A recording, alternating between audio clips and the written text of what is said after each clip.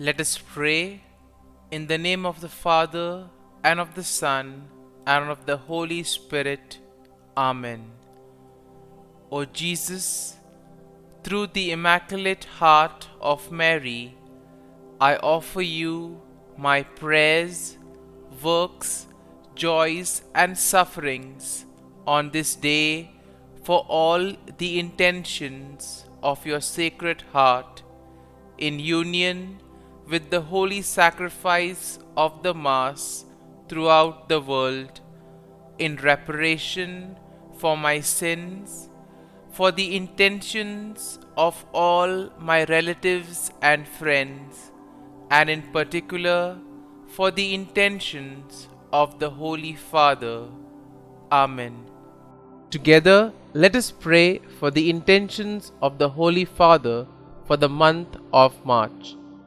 For disarmament and peace, let us pray that nations move toward effective disarmament, particularly nuclear disarmament, and that world leaders choose the path of dialogue and diplomacy instead of violence. Our Father, who art in heaven, hallowed be thy name. Thy kingdom come, thy will be done, on earth as it is in heaven. Give us this day our daily bread, and forgive us our trespasses, as we forgive those who trespass against us. And lead us not into temptation, but deliver us from evil. Amen. Hail Mary, full of grace, the Lord is with you. Blessed are you amongst women, and blessed is the fruit of thy womb, Jesus. Holy Mary, Mother of God, pray for us sinners, now and at the hour of our death. Amen. Glory be to the Father, and to the Son, and to the Holy Spirit, as it was in the beginning, is now, and ever shall be, world without end. Amen. My dear friends, the Word of God welcomes us this morning. And as we begin this day with the Lord, we ask Him to help us in all our endeavors.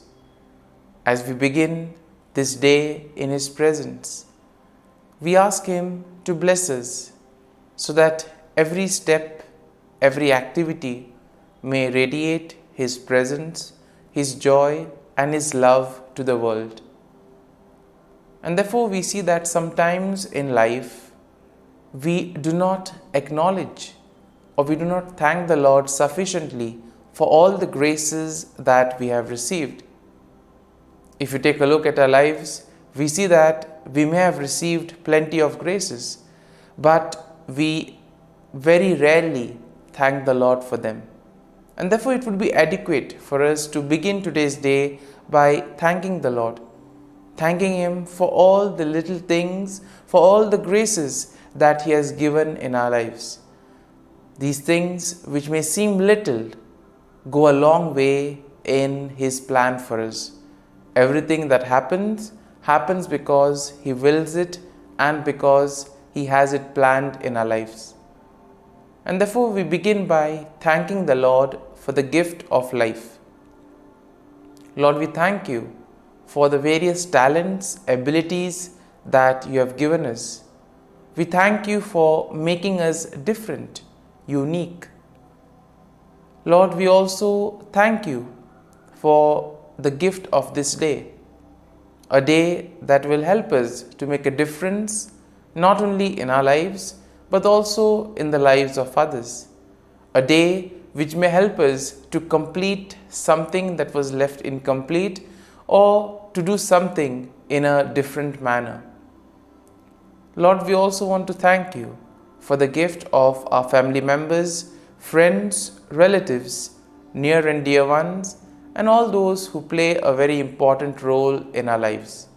All these individuals have indeed helped us in various ways. They have molded us and made us who we are. And therefore, Lord, we ask you that you shower your abundant blessings on them and help them in all their endeavors. Lord, we also thank you for all the opportunities that you have given us, opportunities to make a difference in the lives of others, or opportunities in order to showcase your gifts and thus help for the common good. Lord, we also thank you for the experiences that you have given us. There may be many experiences which are very happy, joyful experiences which we always want to treasure. But there also may be those experiences which may have been tough, difficult. Nonetheless, these have been learning experiences because these experiences have helped us learn a lot in life. And therefore, Lord, we thank you for giving us these experiences, for helping us become stronger individuals. And Lord, as we offer you this day, we ask you that you may give us all the graces that are necessary so that we may understand your plan in our lives and that we may be able to put into practice all the teachings, all the values that you have taught us. And now, my dear friends, let us reflect and meditate on Psalm 56. Now, as usual, we shall take a look at an overview of the psalm and then we shall go into the details of the psalm. Now, we see that Psalm 56 generally is a psalm of lament that is attributed to David, and it is believed to have been written during a time when David was in distress and he was facing opposition from his enemies. Now, the psalm can be divided into three main sections. The first basically includes a plea for God's mercy and protection, and this is a theme that we will find in verses 1 to 4. Then as we move to verses 5 to 7, we see that there is a kind of a description of the actions and the intentions of David's enemies. And finally, in verses 8 to 13, we see a declaration of trust and praise in God. And therefore, in a way, we can see that this psalm also would help us, especially in times of our difficulties when we face a lot of challenges in life. Now, overall, we see that Psalm 56 will showcase David's plea for God's mercy and protection in the face of opposition. This psalm also highlights the trust that David had in God's faithfulness and power, despite the actions of his enemies. Now, the psalm also encourages us to trust in God's deliverance, and also it emphasizes the importance of praising and honoring God. This psalm, in a very particular manner, serves as a reminder that even in difficult moments, even in times of distress, God is a reliable source of refuge and strength. And having seen the overview of the psalm, let us go into the first section, that is verses 1 to 4. And here we see that in this first section of the psalm, David pleads for God's mercy and protection. We see that David acknowledges his vulnerability and he expresses his trust in God to deliver him. Now, in verses 1 to 2, David asks God to be merciful to him and to take note of his distress. And therefore, when we are also faced with problems in life, we can always turn to the Lord, who is ever willing to help us. In verses 3 to 4, we see that David describes his enemies and their actions. And here we see that he acknowledges that they are constantly opposing him and causing him a lot of trouble. However, we see that David also affirms his trust in God and declares that he will not be afraid. Now, when we move to the second section of the psalm, we see that this section will plainly focus on the actions and the intentions of David's enemies. Now, David describes their malicious intentions and their attempts to harm him. And therefore, in verses 5 to 6, we see that he highlights their twisted words and schemes. He portrays their schemes and actions as an attempt to trap him and to bring him down. But despite the enemy's schemes, despite the efforts of the enemies, we see that David remains resolute and expresses confidence that God will ultimately hold them accountable. And therefore, in our lives too, we may find ourselves in situations where we feel that nothing is happening. And it is in these moments where we actually need to place our faith and trust in the Lord. And therefore, David in this psalm gives us a perfect example of that. Now, the third section of this psalm shifts to a declaration of trust and praise in God. Now, here we see that David will express his faith in God's promises and he declares his unwavering trust in Him. Now, in verses 8 to 9, we see that David affirms his belief that God is aware of his suffering and that he collects his tears. David also asserts his confidence that God is on his side and ultimately God will deliver him from his enemies. And therefore, as we read verses 10 to 11 of the psalm, we see that David declares his trust in God's word and his power, and therefore stating that he will not fear what mere mortals may do to him. He recognizes that his deliverance is ultimately in the hands of God. And therefore we see that the psalm will conclude in verses 12 to 13, where David expresses his gratitude and he vows to fulfill to God what he has promised. And therefore he acknowledges that God has rescued him from death and therefore God has preserved his life. And he commits to praising God and walking in his presence. My dear friends, as we have reflected on the psalm, let us now close our eyes at this morning hour and let us thank the Lord. Let us praise the Lord. Let us glorify the Lord. Loving Father, you have given us this time in the morning. You have been gracious to us. You have given us your Son, our Lord Jesus Christ, who has cleansed us from our sins. He has taken away all our sins and He has given us new life. Lord, as you have given us the Holy Spirit, we ask you, Lord, to bless us and to protect us. And therefore, Lord, for all the blessings that you have given us, all the graces that you have bestowed on us, we thank you, we praise you, and we glorify you.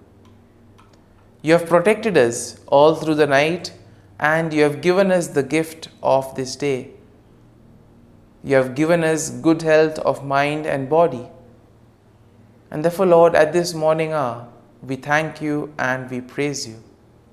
For your great love and mercy, O Lord, we praise you, we thank you, we glorify you. You are a merciful God. You are always there to watch over us at every step of the way. And therefore, Lord, we ask you that whatever actions we may do today, whatever steps we may take, be with us, guide us all along the way, so that whatever we may do, it may be according to your will, according to your plan, and ultimately that you may lead us to fulfill your mission.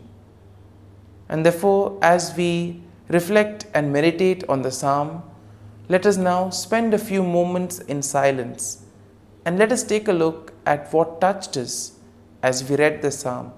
There may be a sentence or there may be a phrase. Let us remain with it, asking the Lord to give us the grace so that we too may be able to become like Him, to become a light to the world and therefore spread His message of love and peace.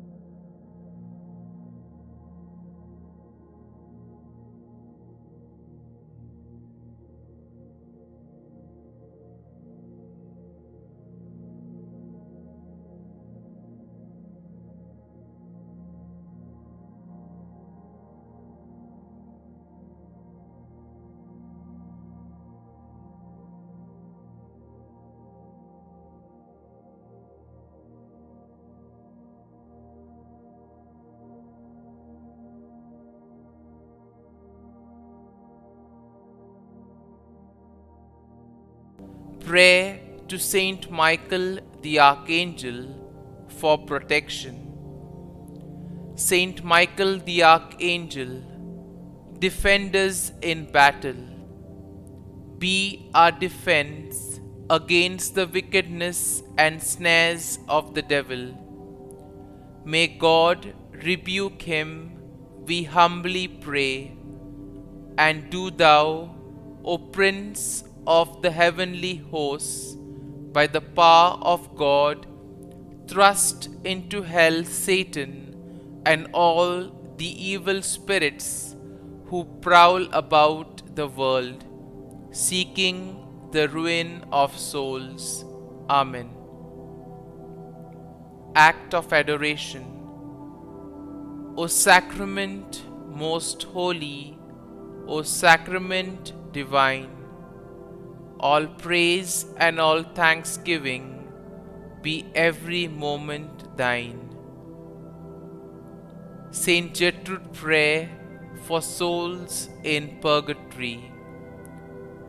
Eternal Father, I offer Thee the most precious blood of Thy divine Son, Jesus, in union with the masses said throughout the world today, for all the holy souls in purgatory, for sinners everywhere, for sinners in the universal church, those in my own home and within my family.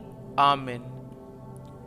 May the divine assistance remain always with us, and may the souls of the faithful departed through the mercy of God rest in peace.